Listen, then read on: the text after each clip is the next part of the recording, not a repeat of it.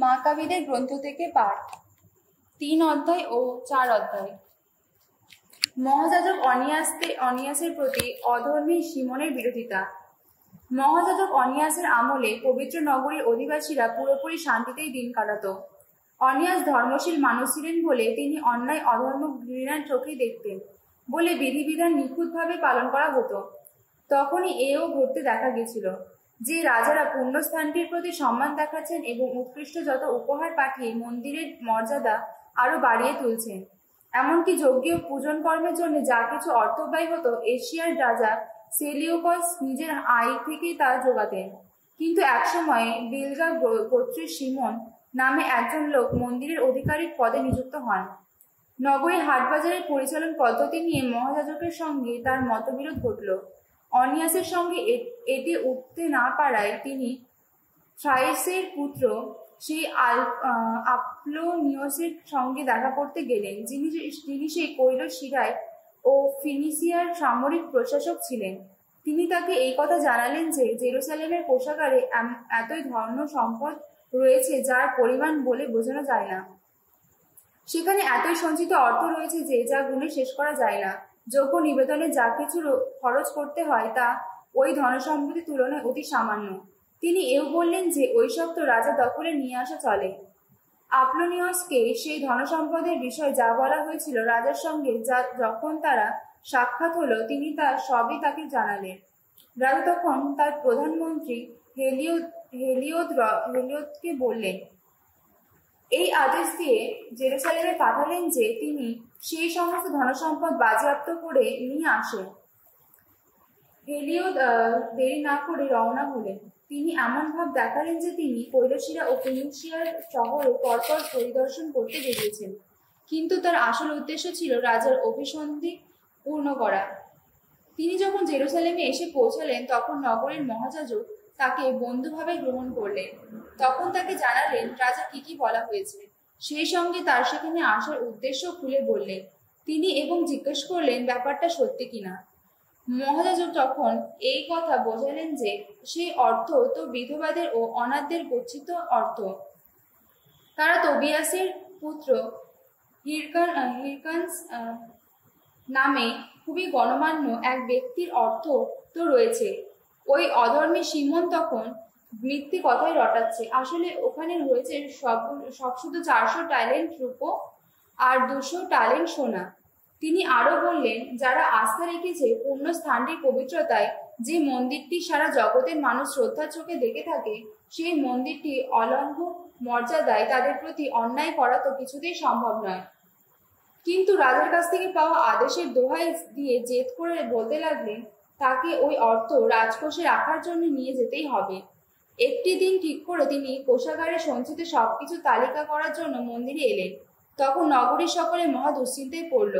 যাজকীয় পোশাক পরে যাজকেরা যজ্ঞবেদীর সামনে প্রণত হয়ে যিনি গচ্ছিত যত কিছুর ব্যাপারে বিধান প্রণয়ন করেছেন, স্বর্গে বিরাজমান যিনি তারই কাছে মিনতি জানাতে লাগলেন। যারা ওই সমস্ত অর্থ গচ্ছিত রেখেছে তিনি তাদের কথা ভেবে পুরো অর্থই রক্ষা করেন। সেই সময় মহাযাজকের চেহারা দেখে উপস্থিত লোকেরা মর্মাহত হয়েছিল, কেননা তারা চোখে মুখের ভাবে ও রঙের পরিবর্তনে তার অন্তরে তীব্রতা দুশ্চিন্তা প্রকাশ পাচ্ছিল। ওই মানুষটি তো তখন আতঙ্কে অভিভূত ছিলেন। তারা সারা দেহ বারবার শিউরে উঠেছিল।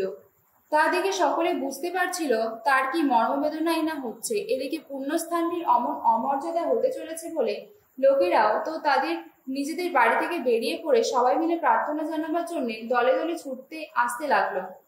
নারীরা বুকের নিচে থেকে লোমের কাপড় সরিয়ে জড়িয়ে নিয়ে পথে পথে ভিড় করতে লাগলো।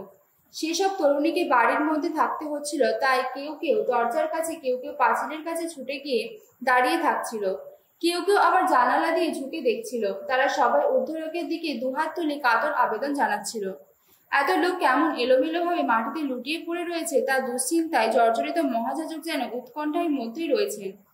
এমন দৃশ্য দেখে মানুষেরা মনটা তো দুঃখেই ভরে যাচ্ছিল।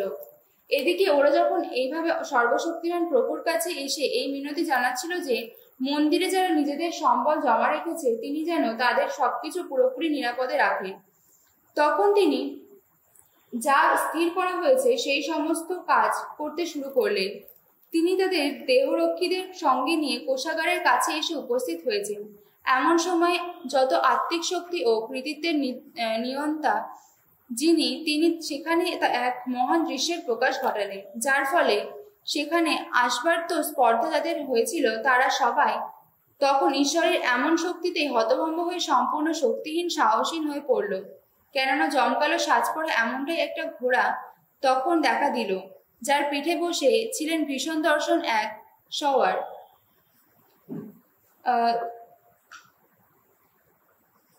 সওয়ারটিকে দেখে মনে হচ্ছিল তিনি যেন সোনার বর্মে ও অস্ত্রে সজ্জিত হয়ে আছেন। এমন সময় দুজন যুবক সামনে আবির্ভূত হলেন, অসামান্য শক্তিশালী অতি সুদর্শন ব্যক্তি, অপরূপ তাদের সাজ পোশাক। তাদের দুপাশে যারা তারা অবিরাম কষাঘাত করতে লাগলেন, আঘাতে আঘাতে জর্জরিত করতে লাগলেন। হঠাৎ তিনি মাটিতে লুটিয়ে পড়লেন, তার চোখে নেমে এলো কেমন যেন অঘোর অন্ধকার। তাকে তখন সেখান থেকে তুলে নিয়ে একটি খাটিয়ায় শুয়ে রাখা হলো। এই যে মানুষটি, যিনি বহু অনুচর ও গোটা এক দেহরক্ষী নিয়ে কিছুক্ষণ আগে ওই কোষাগারে ঢুকছিলেন, তাকেই কিনা অমন নিরুপায় অবস্থায় বয়ে নিয়ে যাওয়া হলো।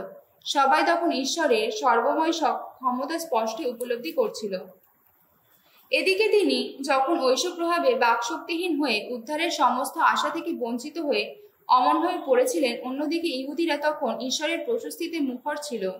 যেহেতু তিনি তার পুণ্যস্থানটির মর্যাদা ওইভাবে প্রকাশ করেছেন, কিছুক্ষণ আগে যে মন্দিরটি জুড়ে জেগেছিল আতঙ্ক আর তুমুল উত্তেজনা, এমন সময় সেই গোটা মন্দির সর্বশক্তিমান প্রভুর সেই আত্মপ্রকাশের ফলে আনন্দে উল্লাসে আলোড়িত। হেলিওদের কয়েকজন ঘনিষ্ঠ লোক তাড়াতাড়ি এসে তখন অনিয়াসকে অনুরোধ জানালো, তিনি যেন পরাৎপরের কাছে এই প্রার্থনা জানান, একেবারে মরণাপন্ন ওই মানুষটি যেন ঐশ্ব অনুগ্রহে প্রাণে বাঁচতে পারে।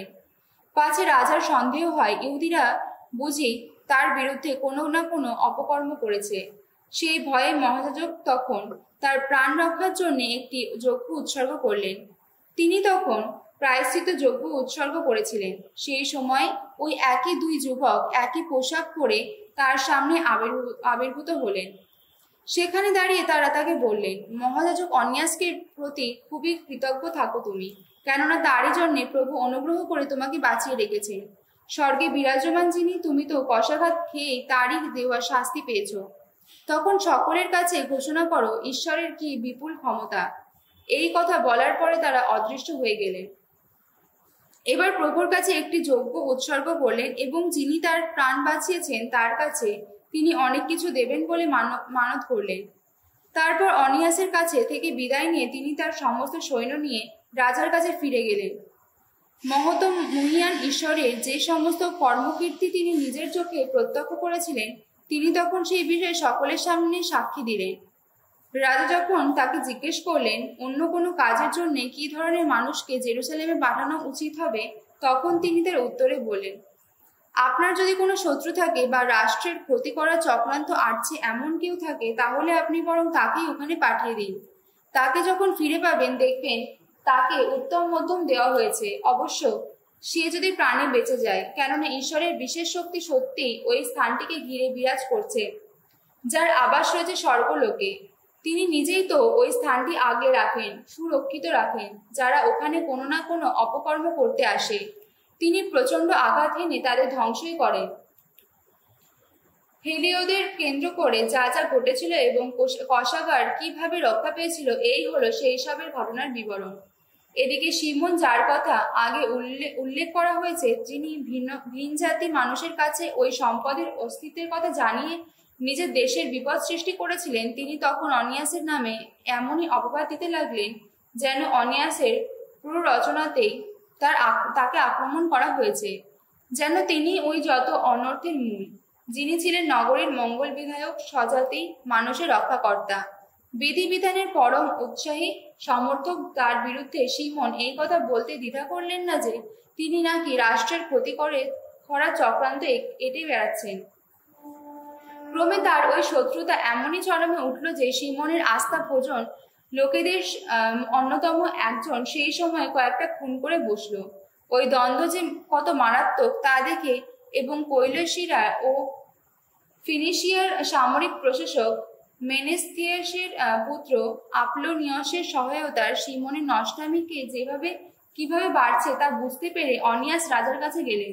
অবশ্য তার সহনাগরিকদের বিরুদ্ধে কোনো অভিযোগ তোলা নয়, তার উদ্দেশ্য ছিল সমগ্র জনসাধারণের সমষ্টিগত ব্যক্তিগত স্বার্থ রক্ষা করা। তিনি তো বুঝতেই পেরেছিলেন রাজা এই ব্যাপারে নিজেই উদ্যোগী না হলে গোটা পরিস্থিতি আবার শান্ত স্বাভাবিক হওয়া সম্ভব নয়, আর সিমন তো বুদ্ধিহীনের মতো কাজ করা থেকে বিরত হবেনই না। সেলিউকাসের মৃত্যুর পর এপিফানিস বলে পরিচিত আন্তিওকোস যখন রাজ্যভার গ্রহণ করলেন, তখন অনিয়াসের ভাই জাসন অন্যায়ভাবে মহাযাজক পদ দখল করে নিলেন।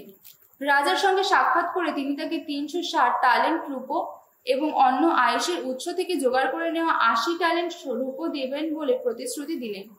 তার ওপর আবার তিনি এই কথাই দিলেন যে তিনি আরো 150 ট্যালেন্ট জমা দেবেন যদি তাকে একটি ব্যায়াম কেন্দ্র থেকে আর একটি যুব সংস্থা প্রতিষ্ঠা করার অধিকার এবং জেরুসালেমে তার আন্তিওকপন্থী আছে তাদের নাম তালিকাভুক্ত করার অধিকার দেওয়া হয়। রাজা এতে সম্মতি জানালেন এবং জাসন তখন ক্ষমতা দখল করে নিলেন। দেরি না করে তিনি স্বদেশবাসীদের জীবনরীতির পরিবর্তনে ঘটিয়ে গ্রিক জীবনরীতি চালু করলেন।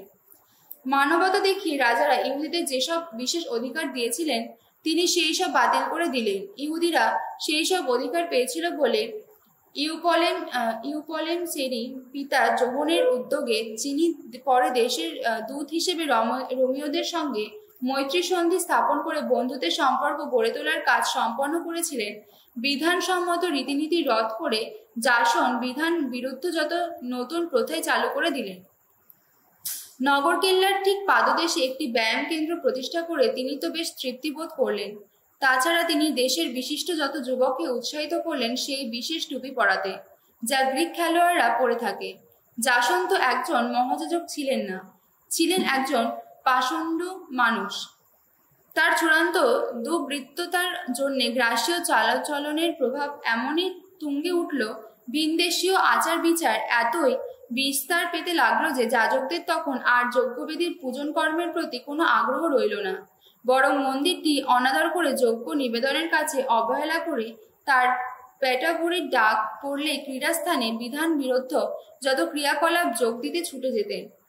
নিজেদের বংশ পরম্পরাগত যত মান মর্যাদা কোনো মূল্য না দিয়ে তারা বরং গ্রাসীয় গৌরবের আদর্শে সর্বোত্তম বলে মনে করতেন।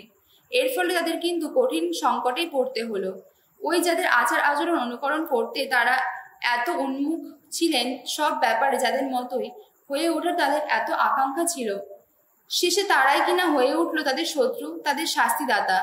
ভক্তিহীন সে ওইসব বিধিবিধান অমান্য করে সে তো লঘু ব্যাপার নয়।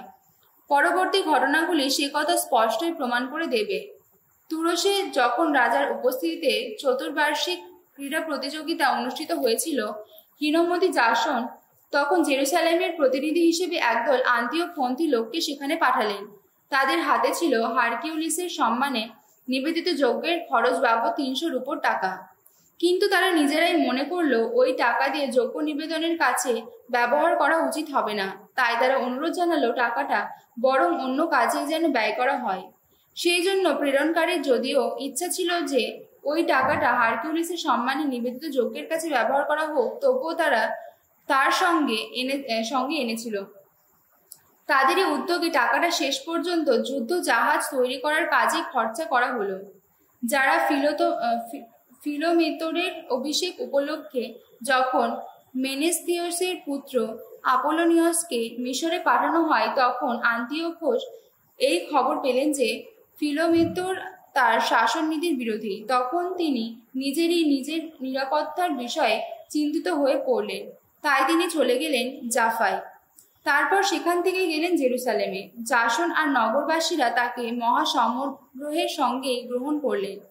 মশালের মিছিল করে জয়ধ্বনি তুলে তাকে নগরের মধ্যে নিয়ে আসা হলো। তারপর তিনি সৈন্যদের নিয়ে গেলেন ফিনিশিয়ার সেনা ছাউনি বসালেন। 3 বছর পর জাসন রাজার কাছে রূপ নিয়ে যাবার জন্যে এবং নানা জরুরি ব্যাপার মিটিয়ে ফেলার জন্যে সেই সিমনের ভাই মেনেলাউসকে পাঠালেন, যার কথা আগে উল্লেখ করা হয়েছে। কিন্তু মেনেলাউসকে যখন রাজার সামনে যথারীতি নিয়ে আসা হলো, তখন নিজের ব্যক্তিত্বপূর্ণ চেহারা নিয়ে তিনি রাজাকে মুক্ত করলেন। জাসনের চেয়ে 300 ট্যালেন্ট রূপো বেশি দেবেন বলে প্রতিশ্রুতি দিয়ে তিনি নিজের জন্য মহাযাজক পদটি আদায় করে নিলেন। রাজার নিয়োগপত্রটি সঙ্গে নিয়ে তিনি জেরুসালেমে ফিরে এলেন। তার কিন্তু মহাযাজক হওয়ার কোনো যোগ্যতাই ছিল না। তার ছিল শুধু নির্মম স্বেচ্ছাচারী শাসকের উগ্র স্বভাব, বন্য পশুর মতোই রুদ্র তেজ। জাসন তো একসময় নিজের ভাইকে সরিয়ে অন্যায়ভাবে তার পদ দখল করে নিয়েছিলেন, এবার অন্য একজন তাকে সরিয়ে অন্যায়ভাবে তারই পদ দখল করে বসলেন। তাই তাকে পালিয়ে গিয়ে আম্মনীয় এলাকার আশ্রয় নিতে হলো। কর্তৃত্ব যখন মেনেলাউসের হাতে রয়ে গেল, কিন্তু রাজাকে তিনি যে অর্থ দেবেন বলে কথা দিয়েছিলেন, তিনি তার কিছুই মিটিয়ে দিলেন না। যদিও নগরকিল্লার অধ্যক্ষ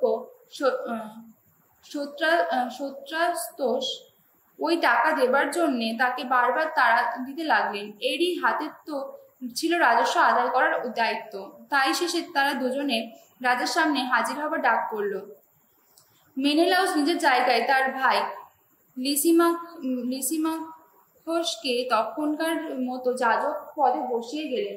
এদিকে নিজের জায়গায় বসিয়ে দিলেন সাইপ্রাসীয়দের অধিনায়ক ক্রাতেসকে। ওই সব কিছু যখন ঘটছিল, সেই সময় তারসাস ও মালস্যের অধিবাসীরা বিদ্রোহ করল, কেননা তাদের ওই নগর দুটি রাজার উপপন্থী আন্তিওকসকে উপহার দেওয়া হয়েছিল। তাই রাজা দেরি না করে ব্যাপারটা মেটাবার জন্য সেখানে গেলেন। তার কর্মদায়িত্ব তিনি দিয়ে গেলেন তার উচ্চ পদস্থ কর্মচারীদের একজনেরই হাতে, যার নাম আন্দ্রোনিকস। উপযুক্ত সুযোগ পাওয়া গেছে মনে করে মেনেলাউস মন্দির থেকে কিছু কিছু সোনার জিনিসপত্র সরিয়ে নিয়ে আন্দ্রোনিকসকে উপহার দিলেন। তাছাড়া তিনি তুরস্কে এবং তার চারপাশে শহরে শহরে আরো কিছু জিনিস বিক্রি করে ফেললেন। তার স্পষ্ট প্রমাণ পেয়ে অনিয়াস আন্তিওকসের কাছে দাফনে নামে একটি নিরাপদ আশ্রয়স্থানে সরে আসার পরে মেনেলাউসকে প্রকাশ্যে অভিযুক্ত করলেন। তাই মেনেলাউস তখন আন্দ্রোনিকসকে একান্তে দেখে তাকে বারবার বলতে লাগলেন অনিয়াসকে যেন মেরে ফেলা হয়। আন্দ্রিওকস অনিয়াসের কাছে গেলেন। ছলনার আশ্রয় নিয়ে তিনি শপথ করে কথা দিয়ে তার বন্ধুত্ব স্থাপনের প্রস্তাব করলেন। এইভাবে বুঝিয়ে বুঝিয়ে ওই নিরাপদ আশ্রয় স্থানটি থেকে তাকে বের করে আনলেন। যদিও অনিয়াসের মনে তখনও সন্দেহ ছিল, সমস্ত ন্যায়নীতি তুচ্ছ করে তিনি তাকে শেষ করে দিলেন। তাই শুধু ইহুদিরাই নয়, অন্যান্য জাতির বহু লোক অনিয়াসের এমন অন্যায়ভাবে হত্যা করা হয়েছে দেখে ক্রুদ্ধ মর্মাহত হলো। রাজা তখন সিলিসিয়ার ওই জায়গা দুটি থেকে ফিরে এলেন। তখন আন্তিওকসের ইহুদিরা আর সেই সঙ্গে ওই অনর্থের ব্যাপারে তাদের ঘৃণার অংশীদার যত বিজাতীয় মানুষ সবাই মিলে তার কাছে অনিয়াসের অমন অযৌক্তিক হত্যার বিষয়ে বিচারের আবেদন জানালো। আন্তিওকসের অন্তরে দুঃখ জাগলো, গভীর দয়া জাগলো। মৃত লোকটির সদ্বুদ্ধি ও সদাচরণের কথা মনে করে তার শোকের জল ফেললেন তিনি। ক্রোধে উদ্দীপ্ত হয়ে তিনি সঙ্গে সঙ্গে আন্দ্রোনিকসের দামি বেগুনি রঙের পোশাকটি ছাড়িয়ে তার নিচে জামা কাপড় টেনে খুলে দিয়ে তাকে গোটা শহরটির মধ্যে হাঁটিয়ে নিয়ে গেলেন, সেই স্থানটি পর্যন্ত যেখানে আন্দ্রোনিকস অনিয়াসের প্রতি অমন ধর্মহীন আচরণ করেছিলেন। সেখানে তিনি ওই খুনি লোকটার চির বিদায় ঘটালেন। এইভাবে প্রভু আন্দ্রোনিকসকে যোগ্য শাস্তি দিলেন। এদিকে লিসিমাখস মেনেলাউসের সম্মতি নিয়ে জেরুসালেমের মন্দির থেকে অনেক কিছু পাচার করেছিলেন। কথাটা বাইরে জানাজানি হওয়ায় লোকেরা লিসিমাখসের বিরুদ্ধে প্রতিবাদ জানাতে সমবেত হলো। ইতিমধ্যে সোনার বহু জিনিস তা নানা জায়গায় সরিয়ে ফেলা হয়েছে। জনতা উত্তেজিত হওয়ায় আক্রোশে ক্ষিপ্ত হওয়া লিসিমাখস কমবেশি 3000 লোকের হাতে অস্ত্র দিয়ে অন্যায়ভাবে আক্রমণ করলেন। আক্রমণকারীদের নায়ক ছিলেন আউরানস নামে এক ব্যক্তি। সেই বয়সে যেমন পরিণত ছিল, তেমনই নির্বুদ্ধিতাতেও কম পরিণত ছিল না। লোকেরা যখন বুঝতে পারল ওই আক্রমণের পেছনে রয়েছে লিসিমাখস ও তার কেউ পাথর বা কেউ কাঠের বড় বড় টুকরো নিয়ে এসে, কেউ আবার সেখানে পড়ে থাকা ছাই মুঠো করে কুড়িয়ে নিয়ে এসব এলোমেলো আর লিসিমাখসের লোকেদের দিকে ছুটতে লাগলো। ওইভাবে তারা তাদের অনেককে আহত করলো, কাউকে কাউকে ধরাশায়ীও করলো। বাকি সবাইকে তারা ছত্রভঙ্গ করে দিল। আর যিনি মন্দিরের জিনিসপত্র পাচার করেছিলেন তাকে কোষাগারের কাছাকাছি জায়গায় হত্যা করলো। ওই যা কিছু ঘটেছে সেই ব্যাপারে মেনেলাউসের বিরুদ্ধে একটি মামলা রুজু করা হলো। রাজা যখন তুলসে এলেন, তখন প্রবীণ পরিষদদের পাঠানো 3 জন লোক তার সামনে মেনেলাউসের বিরুদ্ধে অভিযোগ পেশ করলো। হারতেই বসেছেন দেখে মেনেলাউস ও দোরিমেনেসের পুত্র টলেমিকে কথা দিলেন তাকে প্রচুর টাকা দেবেন যদি তিনি রাজাকে বুঝিয়ে সুঝিয়ে তার সপক্ষে টেনে আনতে পারেন। তাও টলেমি রাজাকে বাইরে থামে ঘেরা একটি প্রাঙ্গণে নিয়ে গেলেন, যেন তারা একটি তাজা হাওয়া খেতে চান। সেখানে তার পুরো রচনায় রাজা নিজের মতো পাল্টালেন। তাই রাজা তখন সমস্ত অনর্থের মূল ওই মেনেলাউসের বিরুদ্ধে আনা সমস্ত অভিযোগের ব্যাপারে দায়মুক্ত করে দিলেন। এদিকে ওই যে হতভাগ্য 3 জন মানুষ শোকদের আদালতেই বিচার চাইলে যারা বেকসুর খালাস পেত, রাজা কিনা তাদের মৃত্যুদণ্ডে দণ্ডিত করলেন। সেই জন্যে ওই যারা নগরী ও জনগণের পক্ষ নিয়ে কথা বলেছিল এবং পবিত্র জিনিসপত্রের ব্যাপারটা উল্লেখ করেছিল, তাদেরই কিনা তখনই অমন অন্যায় শাস্তি ভোগ করতে হলো।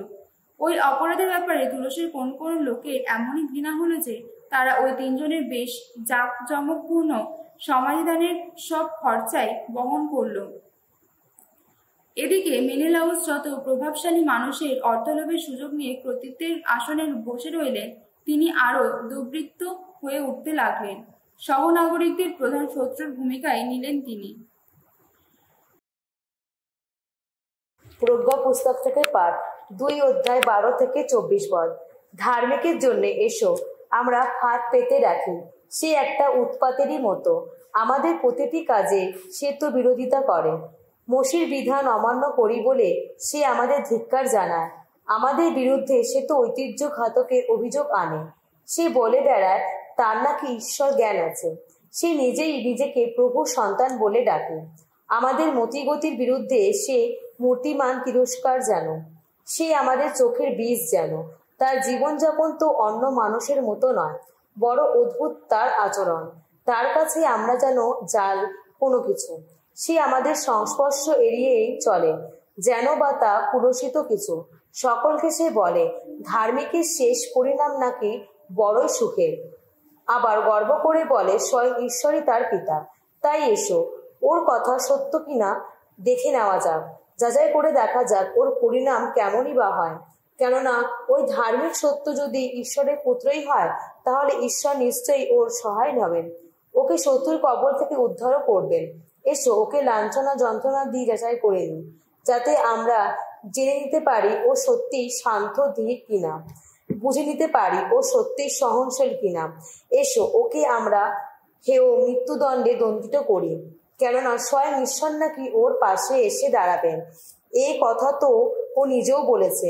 অধর্মী মানুষ যারা, তারা তো এইভাবে যুক্তি সাজায়, কত ভ্রান্ত তারা, তাদের নষ্টামি তাদের অন্ধই করেছে। ঈশ্বরের গোপন পরিকল্পনা তারা বুঝতেই পারে না, আশা করতেই পারে না। পবিত্র জীবন যাদের, তারা একদিন পাবে পুরস্কার। নির্দোষ মানুষ যে বিশেষ কিছু লাভ করতে পারবে এমন বিশ্বাসও তাদের তো নেই। অথচ ঈশ্বর মানুষকে অনশ্বর করেই তো সৃষ্টি করেছেন আপন শাশ্বত সত্তারই প্রতিমূর্তিতে। আসলে শয়তানের হিংসার জন্যই এই জগতে মৃত্যুর প্রবেশ ঘটেছে। শয়তানের লোক যারা, মৃত্যুর অভিজ্ঞতায় তারাই তো পায়। সাধু লুক রচিত মঙ্গল সমাচার 10 অধ্যায় 25 থেকে 42 পদ। একদিন যিশুকে যাচাই করার জন্য একজন বিধান পণ্ডিত এগিয়ে এসে তাকে প্রশ্ন করলেন, গুরু, শাশ্বত জীবন সম্পদ লাভ করতে হলে আমাকে কি করতে হবে? যিশু তাকে বললেন, মসির বিধানে কি লেখা আছে, সেখানে আপনি কি পড়েছেন? উত্তরে তিনি বললেন, তোমার ঈশ্বর স্বয়ং প্রভু যিনি, তাকে তুমি ভালোবাসবে তোমার সমস্ত অন্তর দিয়ে, তোমার সমস্ত প্রাণ দিয়ে, তোমার সমস্ত শক্তি দিয়ে, আর তোমার সমস্ত মন দিয়ে, আর তোমার প্রতিবেশীকেও তুমি নিজের মতোই ভালোবাসবে। যিশু তখন বললেন, আপনি ঠিক জবাব দিয়েছেন, এখন তাই করুন, তাহলে জীবন পাবেন আপনি। কিন্তু বিধান পণ্ডিত কেন যে ওই প্রশ্ন করেছেন তা বোঝাবার জন্যই তখন যিশুকে জিজ্ঞাসা করলেন, আচ্ছা, আমার প্রতিবেশী কে? উত্তরে যিশু বললেন, শুনুন, একজন লোক একদিন জেরুজালেম থেকে জেরিকো শহরে নেমে আসছিল। এমন সময় সে একদল দস্যুর হাতে পড়ল। তারা তার যা কিছু ছিল সব লুট করে নিল। তারপর তাকে খুব মারধর করে আধমরা অবস্থায় ফেলে রেখে চলে গেল। এখন হলো কি, একজন যাজক সেই পথ দিয়ে আসছিলেন। তিনি ওই লোকটিকে দেখে পথের ওধারে দিয়ে পাশ কাটিয়ে চলে গেলেন। তেমনি একজন লেবীও সেই জায়গায় এসে পড়লেন, আর লোকটিকে দেখে তিনি পথের ওধারে দিয়ে পাশ কাটিয়ে চলে গেলেন। এবার কিন্তু একজন সামরীয় পথিক যেতে যেতে তার কাছে এসে পড়ল। তাকে দেখে তার প্রাণটা কেঁদে উঠল। সে তখন তার কাছে এগিয়ে এলো, তার সমস্ত গায়ে ওপর তেল ও দ্রাক্ষারস ঢেলে সে তা বেঁধে দিল। তারপর নিজের বাহনটি পিঠে চাপিয়ে সে তাকে একটি সরাইখানা নিয়ে গেল আর সেখানে তার সেবা যত্ন করতে লাগলো। পরের দিন সে দুটো রূপোর টাকা বের করে সরাইখানার মালিকের হাতে দিল আর বলল, আপনি ওই লোকটির সেবা যত্ন করুন, যদি কিছু বেশি খরচাও হয় আমি আপনাকে ফেরবার পথে তা মিটিয়ে দেব। যিশু এবার বললেন, আচ্ছা, আপনার কি মনে হয় যে লোকটি দস্যু দলের হাতে পড়েছিল এই তিনজনের মধ্যে কে তার প্রকৃত প্রতিবেশী হয়ে উঠল? বিধান পণ্ডিত উত্তর দিলেন, যে তাকে দয়া করেছিল সে। তখন যিশু তাকে বললেন, তাহলে এখন যান আর আপনিও ওই রকম কাজ করুন। যিশু ও তার শিষ্যরা এগিয়ে চলেছে। এই সময় যিশু একদিন একটি গ্রামে এসে পৌঁছালেন। সেখানে মার্থা নামে এক নারী নিজের বাড়িতে তাকে অভ্যর্থনা জানালো। মারিয়া নামে তার একটি বোন ছিল। মারিয়া এসে প্রভুর পায়ের কাছে বসে তার সমস্ত কথা শুনতে লাগলেন। মার্থা তখন অতিথি সেবায় বহু কাজ নিয়ে খুবই ব্যস্ত। তিনি এসে বললেন, প্রভু, এই যে আমার বোন সব কাজকর্মের ভার আমার একার উপরেই ফেলে দিয়েছে। ব্যাপারটা কি আপনার কাছে কিছুই নয়? ওকে আপনি বলুন ও যেন আমাকে একটু সাহায্য করে। কিন্তু প্রভু তাকে উত্তর দিলেন, মার্থা, মার্থা, তুমি তো অনেক কিছু নিয়েই চিন্তিত ও বিচলিত, কিন্তু দরকার শুধু একটি জিনিসেরই। নিজের জন্য মারিয়া যা বেছে নিয়েছে তাই সবচেয়ে ভালো, আর তার কাছ থেকে তা কখনো কেড়ে নেওয়া হবে না।